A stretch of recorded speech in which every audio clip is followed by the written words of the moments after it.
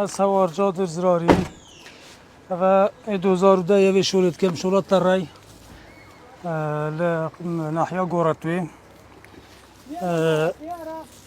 رو هندک جارا هم روزی هفته هندک جاراش هفته 4-5 روز چین هفلری گومرکا سور آنجا رو بارات چینی جار زاینتن بس هفلری بو مدوره نکو هفلری باشتره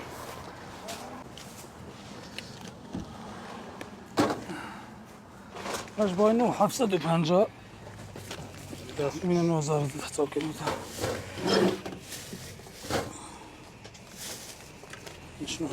والله تشتم روزانه هم روزی تشتی خوتینین و سعرها که میشت فروشین یعنی خیره که زور ناوین است کم تر تاوین است بالعکس جدی که بنده زیادتر دوایرت کن تشتی نوشه بنده هم روزی بارتیتن جل بنده زورتر خلق سرزان آمد کردن ترت وارزایدا زورتر برهمه بیان یا دروتیتن بالعکسی هاوینه زور به برهمه خمالیه منطقی تیتن زور به منطقه ما و آکریه و تازهش برهمه ترکیه و ایران زور بی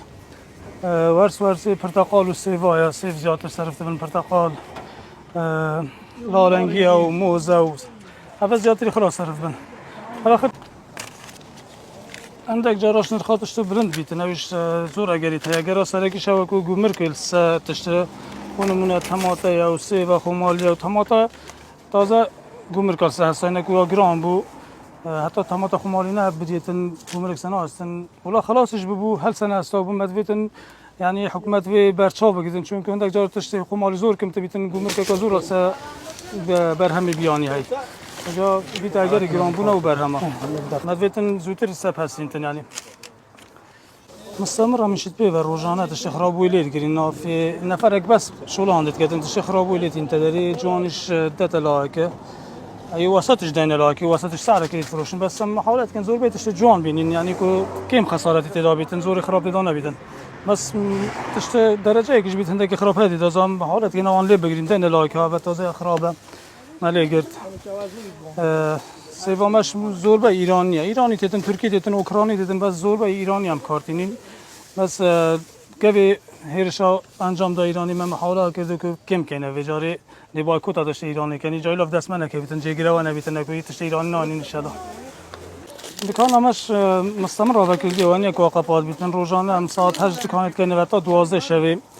هم 2-3 نفره کین هندک چینه بار ساعت 6-5 لیره فرد کردیم چی نهبلیری یا نبود بار اینانی وکیش مستمر را کردی یعنی چرا قپات نکنی هاوین خود ببیتن روزی بیتن حتی ساعت 12 شبیه آب کردیه